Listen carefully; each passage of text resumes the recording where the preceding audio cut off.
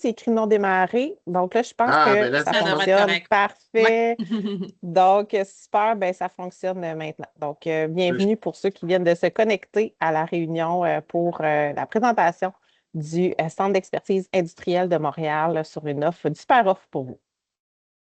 Bonjour, donc c'est ça, comme je disais, pardon, Frédéric Dadur du Centre d'expertise industrielle de Montréal.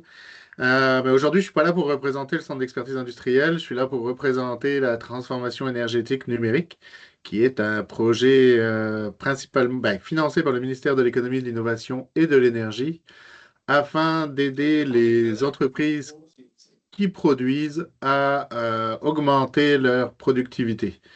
Donc, et par le biais énergétique et le numérique. Donc, je vais vous présenter ça. Est-ce que, juste, si vous pouvez lever le pouce ou quelque chose ou faire un signe si vous voyez bien mon écran, Oui, juste pour moi, je être la vois sûr. bien. Oui, Je ne sais pas on les voit bien. autres. Parfait. Ouais, Super. parfait. Donc, à la fin, il va y avoir une séance de questions. J'imagine vous pouvez mettre aussi vos questions dans le clavardage. Donc, s'il y a quoi que ce soit, on va répondre à tout. Donc, Donc, c'est une initiative pan-québécoise, donc c'est pas, oui, c'est porté par le Centre d'expertise industrielle de Montréal, mais par contre, c'est à travers tout le Québec. Et c'est un réseau de partenaires, en fait. Nous, on est les porteurs de ballons, mais il y a des gens qui vont réaliser les projets partout à travers le Québec. Et il y a différents types de projets, donc je vais en parler tout à l'heure. Donc, ça va. Qu'est-ce que ça fait? Ben, je vais faire une petite analogie d'abord à main levée. Qui a une voiture? D'habitude, en réel, c'est plus simple à faire comme présentation, mais là, si vous pouvez lever la main ou le pouce, qui a une voiture, qui a le permis de conduire? Donc, on a une main levée, deux, trois, quatre. Bon, c'est Je quasiment tout le dirais monde. on est beaucoup en région, fait que je dirais que c'est une nécessité en région d'avoir un Ah auto. ouais, moi j'aime ma voiture aussi, là. Soyons bien honnêtes. Mais moi, c'est surtout, est-ce que vous vous rappelez votre permis de conduire? Donc, votre permis de conduire, on va dire, vous roulez à 80 km/h, il y a un mur. Est-ce que vous freinez dans le A ou dans le B? Si vous freinez par le A, qui va lever la main pour le A? Tout le monde freine en A, oh, quand même. Une personne en A, deux. Bon, on a des joueurs, il y a encore deux, trois joueurs. Donc, qui signe en B? Donc, j'imagine que c'est Francis et Jean-François qui freinent en B parce qu'ils n'ont pas levé la main. Eh bien, le A, il s'arrête avant le mur. Bravo, bravo Jean-François. Mais le A s'arrête avant le mur. Et le B, lui, ben, il s'arrête dans le mur parce que ben, il roulait trop vite et puis il s'est arrêté dans le mur. Pourtant, le mur, on le voyait arriver. Donc, cette petite analogie-là, c'est juste pour dire que quand on a freiné, ben, il y a eu le temps de réaction. Je vois le mur, puis le temps de s'arrêter, la distance de freinage. Ben, nous, c'est pareil. La voiture, en fait, c'est l'entreprise manufacturière ou le distributeur à valeur ajoutée.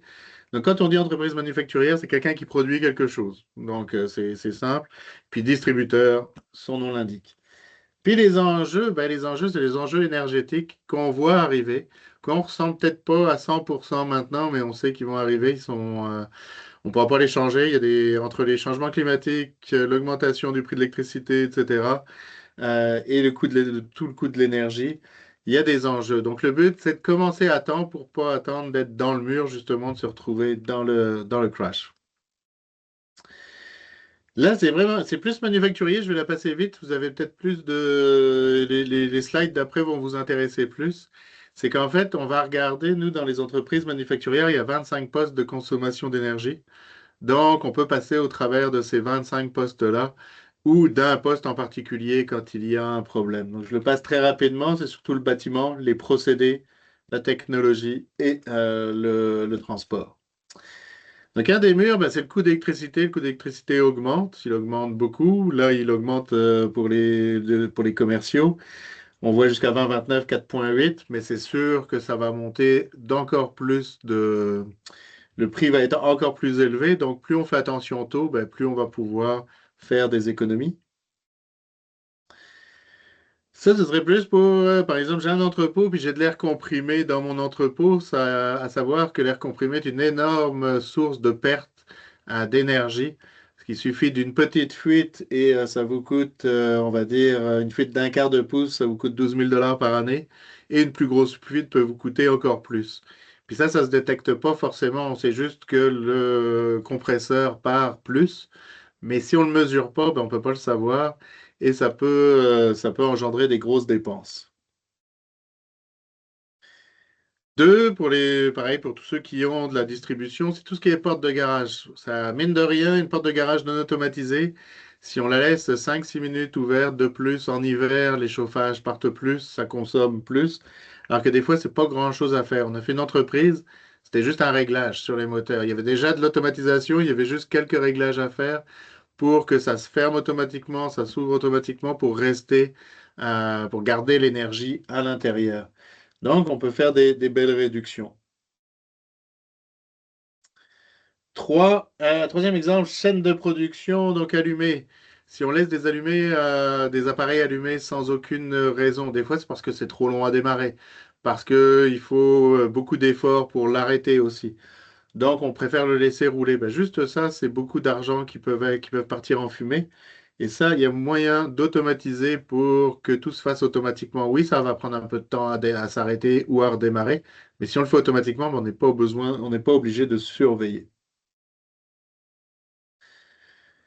Là, c'est dans des exemples plus industriels ou alimentaires, des fours, par exemple, des fours qui restent ouverts trop longtemps. Donc, normalement, on devrait fermer la porte. Si on prend l'exemple en haut à gauche, là, pour l'acier, ben là, le four est en marche. Plus on laisse la porte ouverte, plus on a besoin d'énergie pour garder la chaleur dont on a besoin, plus on consomme. Tout ça peut s'automatiser pour pouvoir sauver de l'argent. Je les passe plus vite, cela, parce que c'est juste un peu moins votre domaine. Mais au cas où, si vous avez des amis qui sont dans ce domaine-là, c'est valable pour eux aussi. Et il y a aussi le côté ESG. Donc, quand on veut respecter les ESG, les normes pour être carboneutre, pour se décarboner, etc., eh bien, la consommation de l'énergie, la gestion de l'énergie, est une bonne chose à faire. Dans vos exemples plus à vous, on va parler des évaporateurs. Donc les évaporateurs, j'ai fait quelques petites recherches pour savoir les points qui peuvent être améliorés dans votre industrie. Donc il y a encore beaucoup d'évaporateurs qui ne sont pas électriques. Et si on regarde l'électrique, ben, ça peut faire une réduction estimée de 30 à 30, vous voyez, du temps d'opérateur durant l'ébullition. On peut faire des gains très substantiels, on va dire. Donc oui, il y a des gains d'énergie, mais aussi il peut y avoir des gains au niveau homme. Donc moins de personnel pour pouvoir gérer la même production ou pour pouvoir soutenir la production, pour pouvoir produire plus, pour pouvoir produire plus. Un autre exemple, c'est la numérisation et l'automatisation de toutes les opérations. Donc, de pouvoir connecter les machines. On est à l'heure actuellement où les données sont maîtres, on va dire, et puis grâce aux données, on est capable d'aller prendre des décisions, des fois des décisions plus rapides. Donc, si on peut, vous voyez, la collecte de sève qui peut se mettre avec des capteurs, détection immédiate de fuite, gain de rendement de 5 à 15% sur les récoltes. Donc tout ça, j'ai fait des recherches dans tout ce qui existe au niveau recherche et des choses existantes. Donc c'est pas je l'ai pas inventé là, on va dire. Il y avait des sources à droite, à gauche qu'on pouvait aller trouver ces informations-là.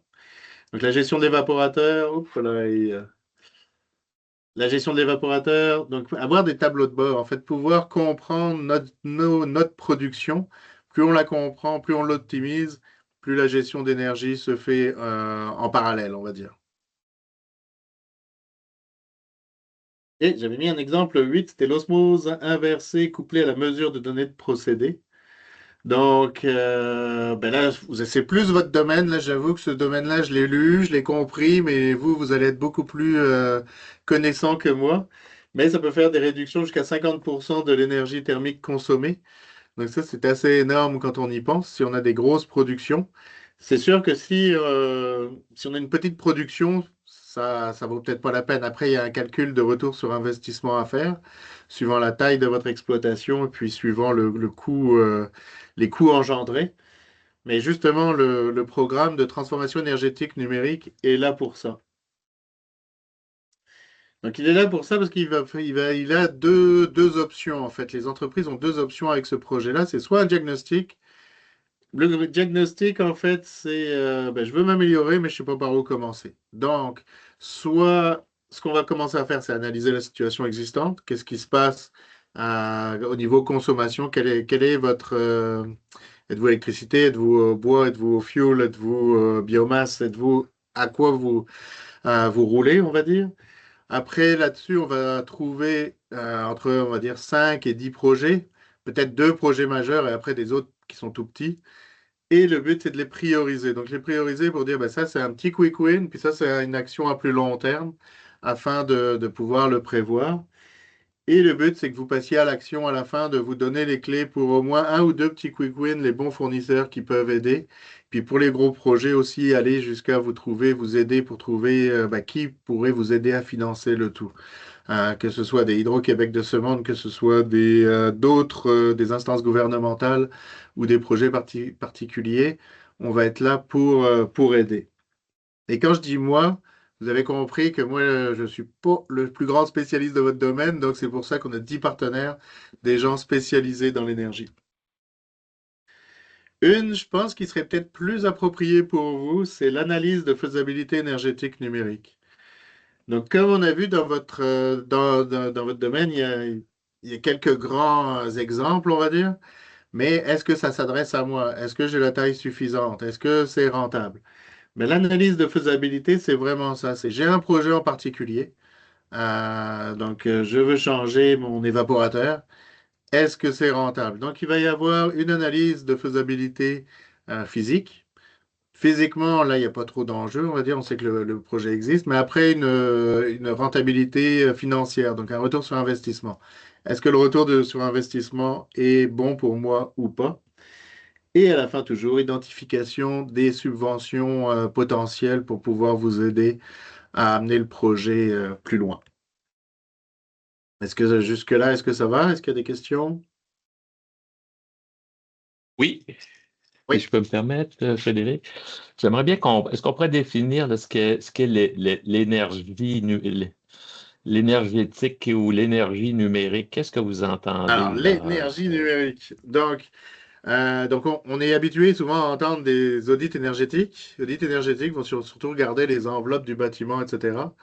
Nous, c'est vraiment, il faut qu'il y ait une fonction numérique à l'intérieur. S'il n'y a pas de fonction numérique, là, je vais dire quelque chose de gros, là, mais par exemple, vous avez un bâtiment, la fenêtre est brisée, c'est pas notre rôle de dire que la fenêtre est Non, brisée. Nous, non. ça va être, ben, vous avez de l'éclairage, vous êtes passé au DEL, formidable, mais les chauffages, ben, comment est-ce qu'on peut mettre de l'IMOTIC à l'intérieur? Donc ça, là, il y a du numérique. Si c'est du capteur IoT, donc des capteurs qui se mettent, c'est du numérique. Si c'est un logiciel qui va gérer l'automatisation, c'est le côté numérique qui va aider à embarquer. Donc c'est vraiment D'accord. ça la différence entre un projet, puis quand le projet a été lancé par le MEIE, fallait vraiment pas qu'on marche sur un projet existant, sur donc un audit énergétique. Puis on a des clients qui ont fait l'audit énergétique, qui ont fait le diagnostic énergétique numérique et ils ont trouvé des nouvelles choses, ils ont appris des choses. Donc on regarde pas exactement les mêmes choses. D'accord. Moi, j'aurais des commentaires, suggestions, ou peut-être pas suggestions, mais commentaires. Je garde ça pour la fin. Je pourrais pas assister à toute l'heure, mais est-ce qu'il Ça peut être y aura maintenant, Jean-François. Moi, ça ne me dérange pas. Si ouais. tu peux, ben oui, il n'y a pas de problème. Ben, Je je ne veux sais pas, pas Frédéric, si ça te va? nécessairement. Ou Frédéric, est-ce qu'il y a un moment là, dans les 15 prochaines minutes où je pourrais peut-être Mais oui, intervenir? je vais juste, de toute façon, il reste pas Oui, grand-chose. Je vais juste oui, vous oui. présenter Allez-y. le reste. Puis si Allez-y. ça se trouve, ça va répondre aux questions. Et puis, Oui, oui, c'est ça. Allez-y. Allez-y. Oui, je vous laisse aller. il faut que ça réponde aux questions. Donc, c'est ça. Donc, ça, c'est un programme qui est pré-subventionné. Ça veut dire que dès que vous êtes qualifié, en fait, c'est nous qui qualifions. Puis, si on a un doute, on demande au MEIE une dérogation.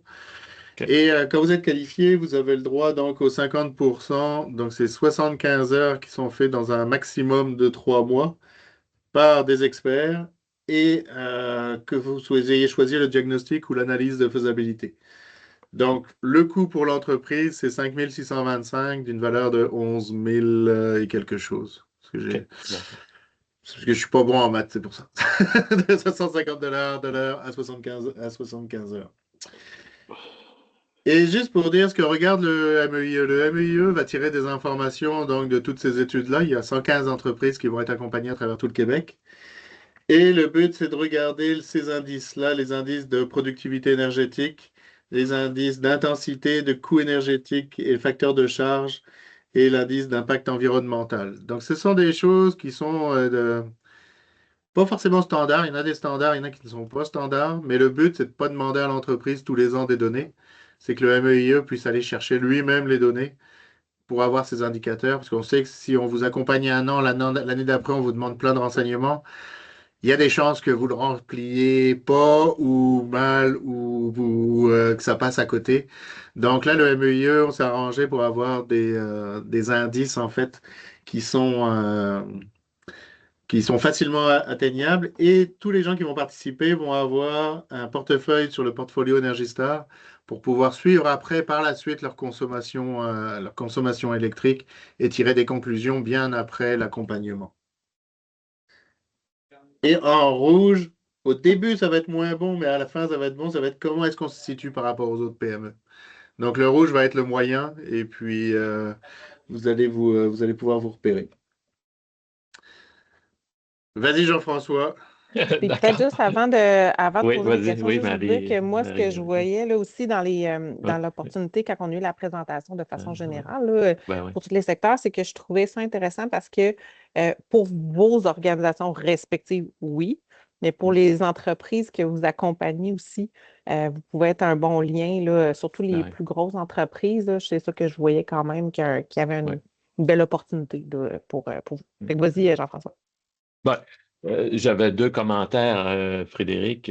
Bon, dans le secteur acéricole, on s'entend les entreprises, la grande majorité, c'est des très petites entreprises Ouais.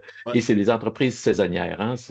Comme tel, les équipements opèrent 5, 6 semaines par année. L'opération de l'ensemble dure beaucoup plus longtemps. Alors, le volume d'affaires, ça va de quelques centaines de milliers, je veux dire, de 100 000 à 1 million plus, là, puis on est dans la transformation agroalimentaire, puis c'est saisonnier, tout ça. Donc, on n'a pas des opérations continues, on n'a pas non plus un volume d'affaires énorme, si on veut, en dollars, hein, mais c'est des gens passionnés, puis c'est un produit unique au Québec. Cependant, ceci étant dit, mon deuxième commentaire, effectivement, sectoriellement, c'est super intéressant là, d'être capable de comprendre qu'est-ce que nos acériculteurs pourraient faire pour être plus efficients, puis être énergétiquement numériques. Il y a déjà, alors, tu sais, Marie-Myriam, moi, comme représentant d'équipement d'érablière CDL, je serais bien heureux de peut-être participer à un projet pilote ou faire quelque chose dans une ou deux érablières, puis les utiliser comme modèle, hein, espérant qu'elles soient représentatives ou encore qu'elles deviennent comme des benchmarks. Et après ça, ben, les autres pourraient se mesurer par rapport à ces opérations-là, puis et faire les gains anticipés. Là. Je voyais ça, mais je Voilà. voyais peut-être même pour votre entreprise. Tu sais, l'entrepôt ou la lieu où est-ce que Ah, oui, vous oui, mais avoir, là. là, oui, C'est ça. oui, pour notre Avoir. entreprise, définitivement, il y C'est a des ça. choses qui se font, là, puis hein, effectivement, comment on a 5 usines, puis on a des Ben, c'est entrepôts, puis ça. Mhm. on se préoccupe beaucoup de notre facture de chauffage, puis d'éclairage, etc. Là, Exactement. mais parce que, hein, puis là, je mets mon chapeau de vendeur, puis là, c'est pas juste CDL, c'est Lapierre, c'est Dominion, c'est H2O, c'est LS, etc. Il y en a beaucoup, là. Être capable de démontrer, puis d'avoir une étude quantifiée qui nous permet de nous appuyer sur notre pitch hein, de Ouais. solution et d'efficacité d'efficience énergétique, peu importe ce que c'est. Là. C'est très pertinent, mais ça, je le vois comme étant sectoriel. C'est mon commentaire. Non, ben c'est ça. Nous, ça s'adresse vraiment à toutes les entreprises. En fait, les Ouais, critères ouais, développés par le MEIE, c'est manufacturier ou transformateur, ouais. ou distributeur à valeur ajoutée, et Mm. moins de 250 employés, plus que 2 millions de chiffre d'affaires. Bon, alors, vois-tu, déjà, le 2 millions, c'est une grosse barrière. Non, ben, Si c'est on ça. parle d'acériculteurs, hein, Ouais. ça va éliminer beaucoup. Maintenant, comme entreprise, Myriam a raison, C'est mais ça. ça, c'est un. Donc, je ne représente pas CDL aujourd'hui comme entreprise, je le représente plutôt comme partenaire dans le secteur acéricole. Là, alors, je me préoccupe plus ici des acériculteurs. Non, je comprends. Ça, par contre, c'est ça. Les critères sont Oh non, mais assez c'est stricts, normal qu'il y ait des mais critères, c'est critères, c'est si normal. quelqu'un Ouais, se rassemble est proche du 2 millions, ben, c'est ce que je disais tout à l'heure. On peut aller demander des dérogations, des choses comme ça, Il s'il y y en a en a qui, qui. probablement, on les compte sur les doigts des deux mains, là, au Québec, les entreprises acéricoles qui sont plus grandes que 2 millions là, de chiffre d'affaires. Hein. Il n'y en a pas Non, beaucoup, là. non, exact. Ben, c'est. Sur plus de 15 000 entreprises, hein, pour voir. Sur 15 000 entreprises ou 15 000 sites qui font du sirop, là. Alors, ça donne une idée du ratio, là.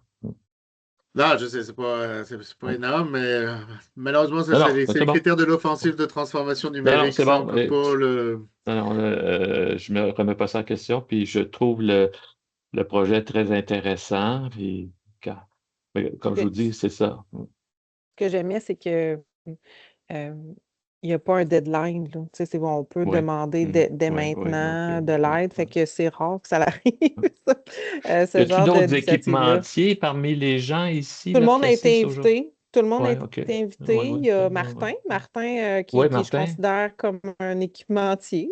Là, ouais, Donc, je pose et la question parce que on a probablement une perspective similaire là, par rapport à la présentation de Frédéric. moi, je Là. voyais vraiment, moi, je vous avais invité de façon générale, oui, avec plusieurs chapeaux, mais Oui, je oui. voyais beaucoup le fit avec vos organisations. Je vais être OK, bien plus franche, dans là. nos entreprises. OK, Oui, d'accord. ouais, Ouais, parce que parfait. certains Ouais, producteurs acéricoles qu'on a sollicités, on leur a dit oui. là, qu'il y avait ça, mais là, on sait que c'est une saison, la saison Ils est sont bien dedans, là. est là, là. Fait que c'est Ouais. plus difficile, mais effectivement, on visait beaucoup les. Tu sais, comme juste vous dire, j'ai invité Kevin là, des PPAQ de Laurierville, là. C'est pour pas le nommer, là. Fait que juste vous dire que je voyais beaucoup pour les entrepôts, entreprises manufacturières du milieu acéricole.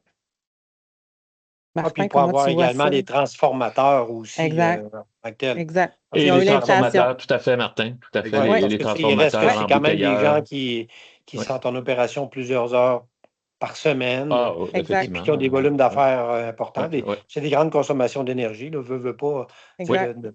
de réchauffer le sirop, de faire l'embouteillage, tout Oui, ça. C'est quand même des lignes de oui, production, là. oui, Moi, je pense que effectivement. ça fitterait assez bien, là. Tout C'est à pour ça fait. on a enregistré la présentation, qu'on va mettre OK. accessible et qu'on va repartager, nous, dans nos outils de communication accessibles à l'ensemble des membres, où les transformateurs font partie, les autres équipementiers font partie. Fait que c'est comme Frédéric me dit, c'est ouvert à tous. Vous avez quand même un nombre maximum d'entreprises que vous pouvez accompagner. Fait que Oui, c'est ça, ouais. un peu Ouais, c'est premier arrivé, 115 premier servi, entreprises. là. Donc, Le 115 volet entreprises. régional ou géographique, Frédéric, là, parce que Il c'est y a pas de... marqué de Montréal, Ben, est-ce c'est que parce que vous limite dans le territoire Non, aussi? non, mais c'est ce que j'expliquais au début. Donc, nous, OK. on est le Centre d'expertise industrielle de Montréal, mais ce programme-là est pan-québécois. Donc, Ouais. Ouais, Et votre mandat est pan-québécois, là, ouais. vous le comme mandat est organisme. pan-québécois et puis on est OK, une d'accord. dizaine de partenaires. Donc, dans les partenaires, il y a des CCTT, des centres de transfert technologique. Oui, Il y a ben oui, j'ai d'autres vu. Ouais. CEI comme les nôtres. Il y a des privés. Il y a un paquet de monde qui est capable de vous aider. Par exemple, nous, au CEI, chez nous, on ne fait pas d'analyse de faisabilité parce qu'on n'a pas les connaissances assez pointues, donc on n'en fait pas, on fait des diagnostics. Mais on a d'autres partenaires qui, eux, font l'analyse de faisabilité. Donc, c'est pas parce qu'une entreprise lève la main que c'est nous qui allons l'accompagner. Ça va vraiment être là le meilleur des partenaires qui va l'accompagner. Des fois, ça peut être le plus proche, ça Ben dépend. oui. Il y en a... Ouais, ça dépend de votre situation, là, que tu OK, Exactement, avais dit. on d'accord. Ça a avait été des. une question que j'avais posée justement lors de la rencontre des créneaux d'excellence. Ça, c'était comme ma question numéro un, là. D'accord. C'est ça, on a des partenaires à travers tout le Québec, là, actuellement. Marie-Myriam, moi, ça va me faire plaisir de faire suivre l'information à Oui, l'intérieur de l'organisation. oui, Outre l'enregistrement, Frédéric, est-ce qu'il serait possible d'avoir votre oui. présentation également? On Je l'ai l'a déjà déjà. partagé. Oui, fait Parfait, qu'on va excellent. vous cumuler tout OK, ça. parfait. Peut-être, Virginie, on pourrait, pour les participants présents, tout de suite leur envoyer l'information.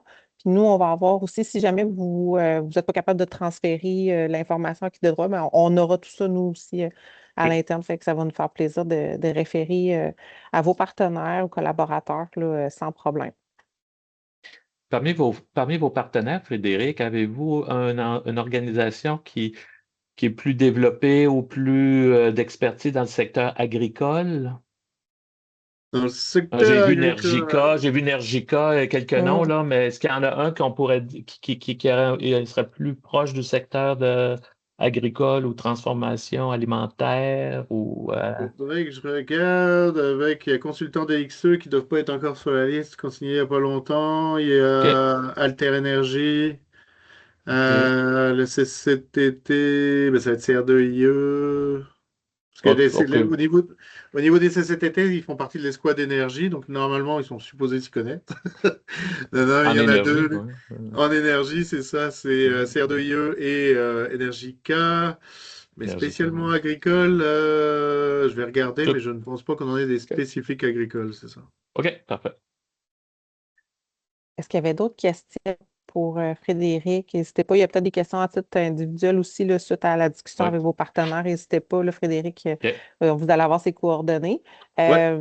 Puis moi, c'est sûr que Frédéric, si tu as des collaborations que tu vas faire avec le milieu acéricole, on garde l'aspect confidentialité, mais peut-être si l'entreprise est intéressée à nous partager comment trouver l'expérience après, puis que si le programme aussi se reconduit, là, ça pourrait être intéressant là, de faire une collaboration à ce sens-là. Fait qu'on se tient Ben, au courant. 100%, parce qu'effectivement, c'est un projet pilote. Donc, si on atteint les 115 entreprises à la fin de juin 2027, il y a des grandes chances, ben, on verra la géopolitique à ce moment-là, mais il y a des grandes chances que ça devienne un projet de plus d'ampleur.